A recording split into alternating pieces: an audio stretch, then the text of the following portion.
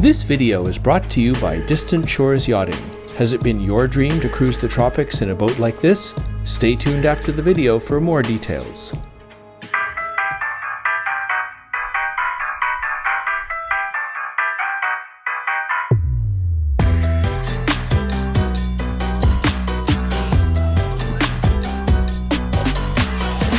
The sights and sounds of Panama. This time we take you ashore in Panama to explore Panama City, and from our base at La Playita Marina on the Amador Causeway, share some of the highlights of Panama beyond the Panama Canal. Previously on Distant Shores, we took you through the Panama Canal and showed you the steps involved in making an Atlantic to Pacific transit with a sailboat. Today we begin with the excitement of exiting the Panama Canal after our 2-day transit and our arrival on the Pacific coast at Panama City. Wow. Woohoo! We did it! Congratulations! Wow! After passing through the busy commercial port at the exit of the canal, we soon approach a significant landmark on our Atlantic to Pacific transit, the Bridge of the Americas joining two continents, North and South America, and ahead the open water of the Pacific Ocean and Panama City. After saying thanks and farewell to David, our canal advisor, we carry on to berth Distant Shores 3 at La Playita Marina on the Amador Causeway, a good base for sorting out the boat and doing some exploring. The Amador Causeway is itself a popular attraction.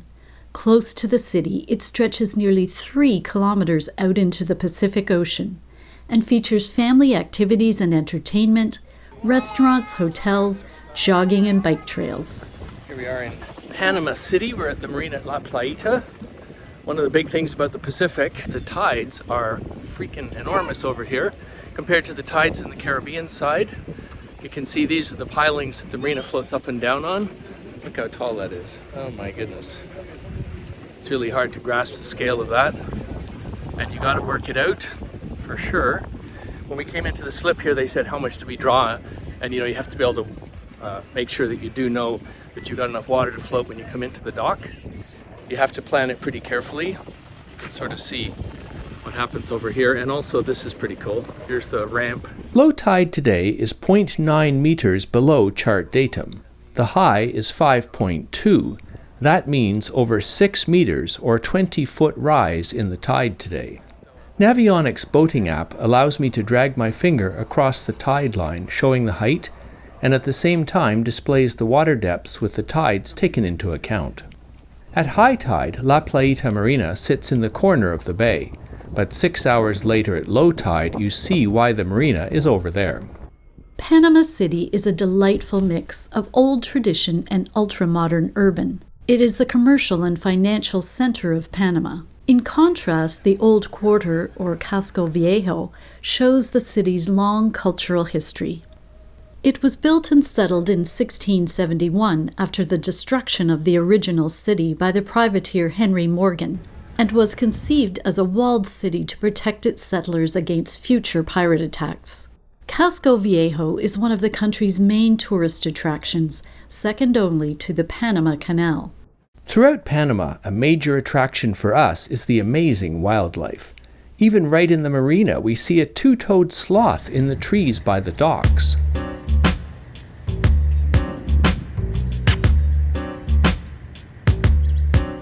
Hey, little guy, look at you.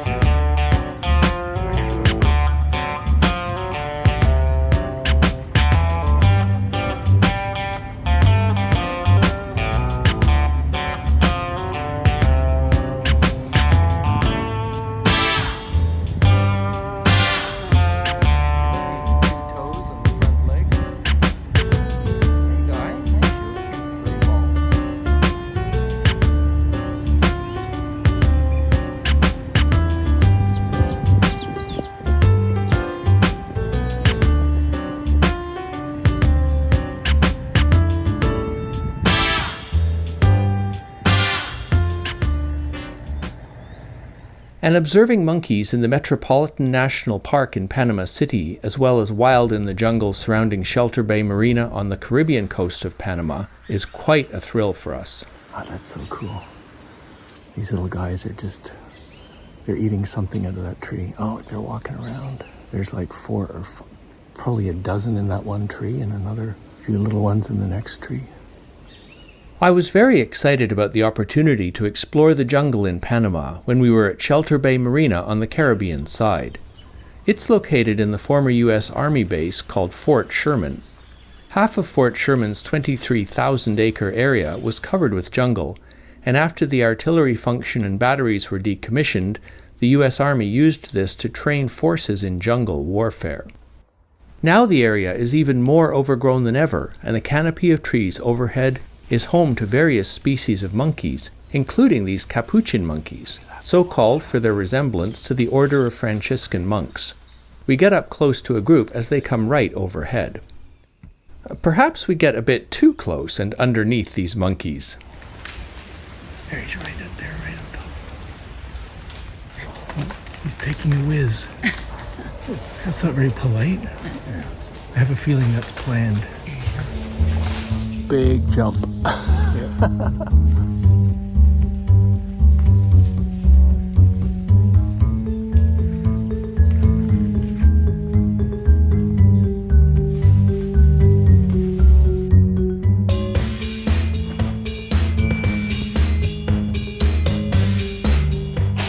This group seems to be about 12 monkeys, and we realize that they are following a pack leader.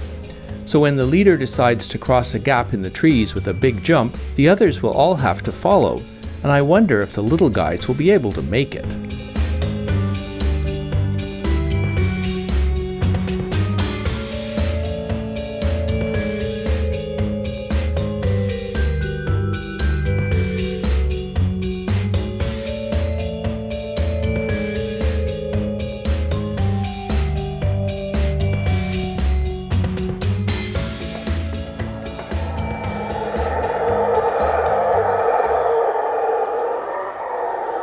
Another monkey species in Panama is the howler monkey, and you can hear them calling from a couple of miles away.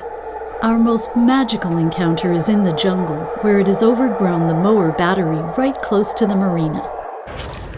And this was with a mower battery built years ago in the early 1900s. They could lob mortar shells out onto the ships, and they were protecting the Panama Canal against attacks, where it would have been handy for the enemy to destroy the Panama Canal. Then America wouldn't be able to move her military ships back and forth. This is all overgrown so much now, it's really great. In the 60 years since the battery was decommissioned, a huge jungle canopy has grown up. When we climb up on the battery, we find a group of howler monkeys, but they're not howling now, just hanging out in the trees. Magic. And it's charming to watch the little ones learning how to get around.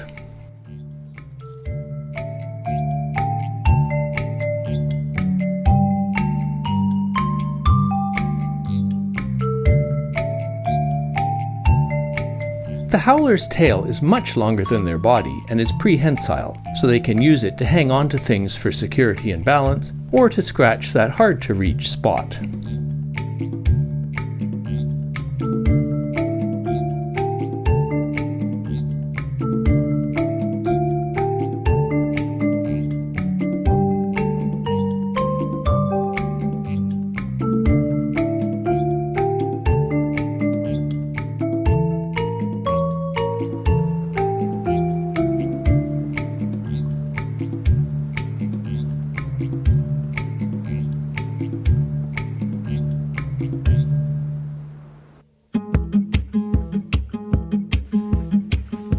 Our first thought is that these ants are eating leaves, but this isn't the case. Really, leafcutter ants are farmers, and they're going to use the leaves to grow their own food. After cutting the biggest pieces they can lift, they need to carry them back to their underground city. Other ants have cleared the way, tidying the path and leveling it out, even digging it like we would a freeway. The goal is to grow a special fungus which they use for food. We watched the ants traveling back over 100 feet with their leaf and wondered what was wrong with closer leaves. But the leaves have to be the proper kind that the fungus will grow on, not something the ants eat themselves, and they have to travel to find the right leaves.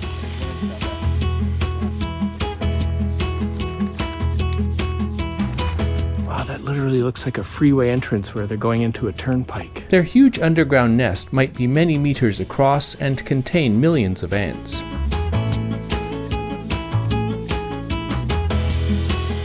There are more than 40 species of leafcutter ants. In the same forest, we find these ants collecting flowers, but instead of carrying them underground, they are making a huge pile of them right in the middle of this path. The two species seem to get along as we see this leafcutter crossing a path of flower-cutting ants.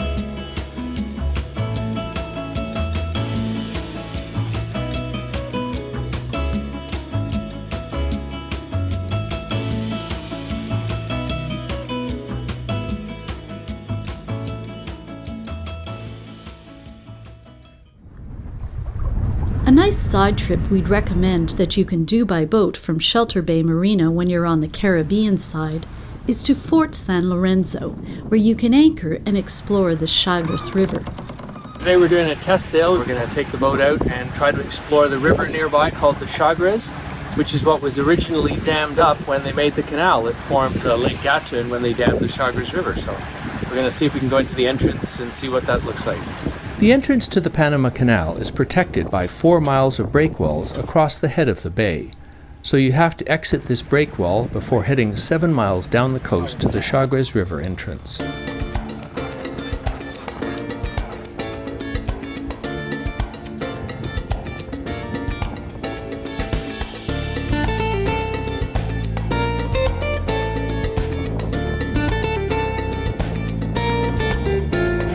We're trying to navigate our way into the Chagres River, and we've got the chart doesn't have much detail, so we're using the sketch map in the cruising guide. An off-lying reef in between these two beaches. It doesn't lie very far offshore though. In 1913, the Chagres River was dammed to allow the construction of the Panama Canal, and the mighty locks were built to allow ships and us to transit the canal. If you missed the episodes on our exciting passage through the canal, you can check them out here. But this time on Distant Shores, we're entering the mouth of the Chagres River. With the reefs and shoaling at the river entrance, be sure to keep your eye on the chart and depth sounder. A lookout at the bow is a good idea too. 5 meters. 5.1. 5.7 meters from the surface.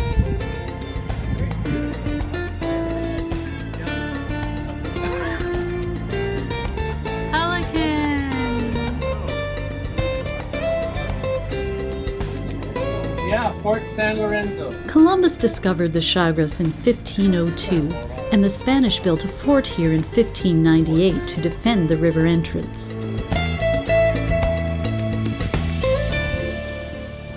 Look at this. This is gorgeous on a gorgeous day. Wow, Panamanian jungle tour. Very cool.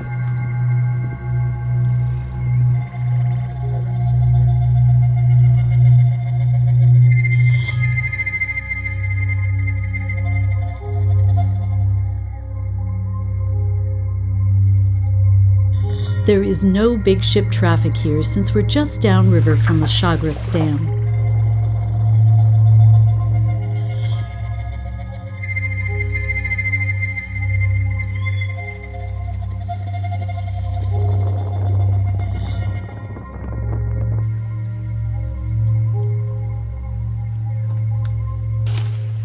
So I got my proper footwear on.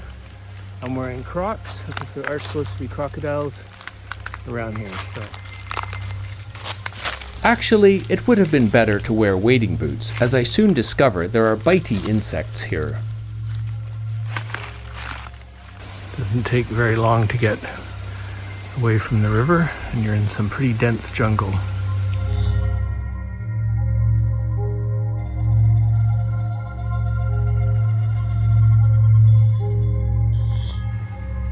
This is the Chagres River. and it was dammed up to provide the water for the Panama Canal. Damming the river created Lake Gatun as a reservoir for water needed to operate the locks. Now only surplus water will be dumped down the spillway to enter the old river. If there's more rainwater and the lake is filled up to the highest level, and then more rain comes, it will flood when the rain is too much for the number of ships that go through the Panama, so that there isn't the demand for the water, and then the lake gets to the top, and then it has to go somewhere, and then they dump it all out here in a big bang.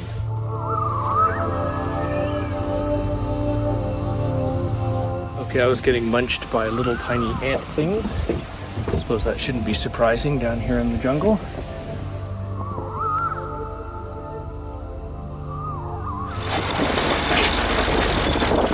I would like to point out that Panama is more than a canal.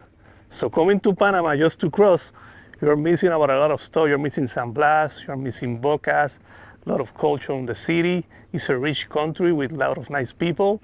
So it's a country where you should come over, stay 1 or 2 seasons, and then prep for the canal crossing, and then use the big crossover to the Pacific. But Panama has a lot to offer.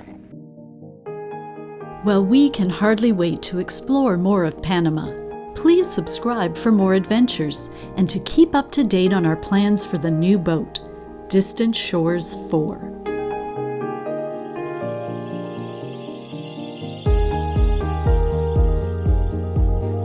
Has it been your dream to escape to the tropics on a sailboat? If so, then we have a plan that might appeal to you. Distant Shores 3 is for sale, and we're organizing to relocate her to the Bahamas for this winter. She is a Southerly 480 built in England and launched in 2018. She is 48 feet long with a draft of just over 3 feet with the keel up, but with her substantial keel swung down, she draws over 10 feet for stability offshore and excellent upwind performance. She has an amazing owner's aft cabin, a luxurious forward double for guests, plus a handy twin bunk cabin. Her raised saloon has excellent views, and a convenient U-shaped galley aft is excellent whether at anchor or on passage.